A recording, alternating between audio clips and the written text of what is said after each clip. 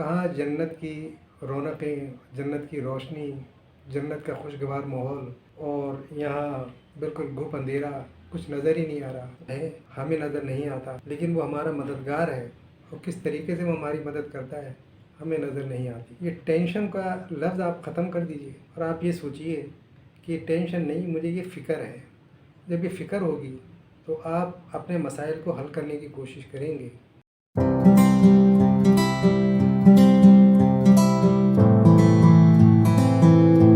بسم اللہ الرحمن الرحیم۔ رب اشرح لی صدری ویسر لی امری واحلل عقدۃ من لسانی یفقہوا قولی۔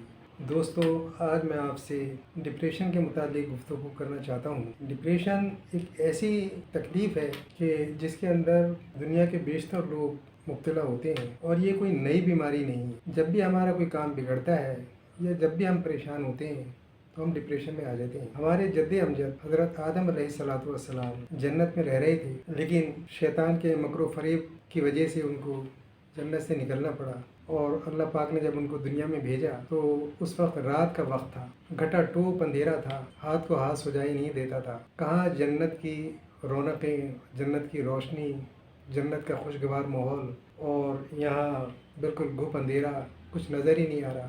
آپ رونے لگے، اللہ پاک کو رحم آیا، اللہ پاک نے خود ہی وہ کلمات سکھائے کہ جس سے آپ کو معافی مل جائے، اور آپ نے اللہ کے حکم سے پڑھا، ربنا ظلمنا انفسنا وَإِن لَّمْ تَغْفِرْ لَنَا وَتَرْحَمْنَا لَنَكُونَنَّ مِنَ الْخَاسِرِينَ۔ کہ اللہ، میں نے بہت ظلم کیا اپنے اوپر، اپنی جان پر بہت ظلم کیا، تو مجھے معاف کر دے، اگر تو مجھے معاف نہیں کرے گا تو میں بہت خسارے میں چلا جاؤں گا۔ بہرحال اللہ پاک کا تو خیر یہ تھا کہ فرما کہ اب تو دنیا میں آ گئے ہو، کچھ مدت تک کے لیے دنیا میں رہو، نیک عمل کرو، پھر اس کے بعد پھر واپسی ہوگی، پھر اس کے بعد آپ کو جنت ملے گی، اور اس کا دار و مدار سارا اس بات پر ہے کہ آپ کا عمل کیسا ہوتا ہے۔ تو ڈپریشن کی ابتدا تو یہاں سے شروع ہو گئی تھی، لیکن ہمت نہ ہارنا یہ بھی ایک اللہ کی طرف سے ایک تائید ہے کہ اگر ایسی بات نہ ہوتی تو یہ کلمات آپ کو نہیں سکھائے جاتے۔ تو آپ ذرا سا اپنے یقین کو تھوڑا سا پکا اور مستحکم کریں۔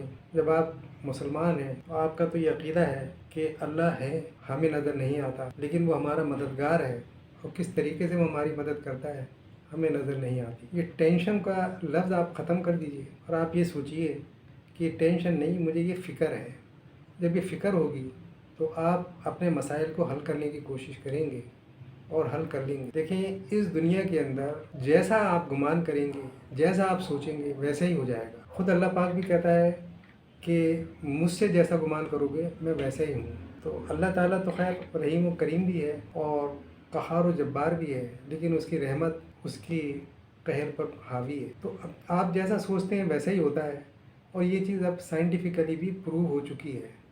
آپ دیکھیے، ریکی ایک علم ہے، ریکی کا جو ماہر ہے یا جس کو کہتے ہیں ریکی ماسٹر، وہ اس جگہ سے بیٹھ کے 2-4 میل نہیں بلکہ سینکڑوں ہزاروں میل دور اپنا پیغام پہنچا سکتا ہے، اور یہاں سے جو وہ سوچے گا دوسرا بندہ بھی وہی چیز سوچے گا، اور اس کا تجربہ مجھے ہو چکا ہے، اور میں بھی اس علم سے واقف ہوں، اور عموماً یہ کرتا ہوں میں، اور لوگوں کو شفا بھی ملتی ہے، اور ان کے جو نفسیاتی مسائل ہیں وہ بھی حل ہوتے ہیں، اور ان کا موڈ بھی خوشگوار ہو جاتا ہے، اور میں نے یہ بھی دیکھا ہے کہ ان کو بیماریوں سے نجات بھی ملتی ہے۔ اس کا اثر انسانوں پہ ہی نہیں جانوروں پر بھی ہوتا ہے۔ آپ کسی جانور کو دیکھیے، اگر آپ اس کو نفرت کی نظروں سے دیکھیں گے تو وہ جانور بھی آپ سے خوش نہیں ہوگا، اس کے حرکات و سکنات سے آپ کو پتہ چل جائے گا کہ یہ آپ سے خوش نہیں ہے۔ پودوں کے پاس بھی اگر آپ بیٹھیں گے، پودوں کو پیار محبت سے دیکھیں گے تو پودے بھی لہرانا شروع کر دیں گے اور خوش ہوں گے وہ آپ کو دیکھ کر۔ تو اسی طریقے سے جب آپ کسی انسان سے ملتے ہیں، اگر آپ اپنے دل میں کوئی کدورت محسوس نہیں کریں گے، اس سے پیار محبت سے پیش آئیں گے اور دل سے اس کو اچھا سمجھیں گے، تو قدرتی طور پہ وہ بھی ایسی جذبات اپنے دل میں رکھے گا۔ آپ جیسا سوچیں گے اس کا اثر پوری ایٹماسفیئر پر پڑتا ہے۔ اگر آپ کی تھنکنگ پازیٹیو ہوگی تو سب جگہ پورے گھر کے اندر جہاں جہاں آپ کی ریزیں جائیں گی، اور آپ کی ریزیں بہت دور دور تک جا سکتی ہیں، بہت دور تک، ہزاروں میل دور تک جا سکتی ہیں، جہاں جہاں یہ ریزیں جائیں گی وہ اپنا اثر دکھائیں گی۔ تو آپ اس ٹینشن کو چھوڑ دیجئے، چونکہ آپ کا اس میں کوئی لینا دینا نہیں ہے۔ آپ جنت سے نکالے گئے تھے، اس میں آپ کا کوئی قصور نہیں تھا، یہ ساری پری پلاننگ تھی، اللہ تعالیٰ کی حکمتیں تھیں، آپ دنیا میں آ گئے۔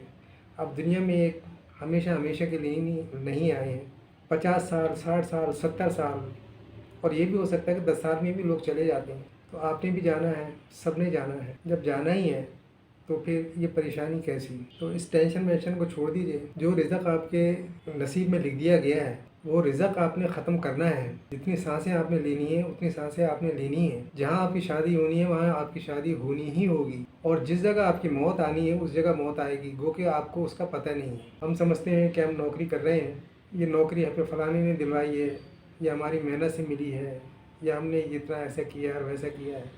نہیں، یہ آپ کے نصیب میں لکھی ہوئی تھی۔ تو جب ہر چیز نصیب میں لکھی ہوئی ہے تو آپ پریشان کیوں ہوتے ہیں؟ آپ اپنے آپ کو چھوڑ دیجئے، اللہ پہ چھوڑ دیجئے، اور اپنی کشتی کو بالکل اس کے لنگر منگر ہٹا دیجئے، اٹھا دیجئے، جہاں کشتی نے جانا ہے وہاں کشتی چلی جائے گی۔ آپ کا اس میں کوئی کمال نہیں ہے کہ کشتی کو کہاں موڑیں گے، کشتی خود ہی کنارے لگ جائے گی جا کے۔ یہ پریشانیاں تو آنی جانی ہیں، آتی رہتی ہیں، جاتی رہتی ہیں، اور آج پریشانی ہے کل نہیں ہے، اور یہ خود بھی آپ دیکھتے ہوں گے، نوٹ کرتے ہوں گے۔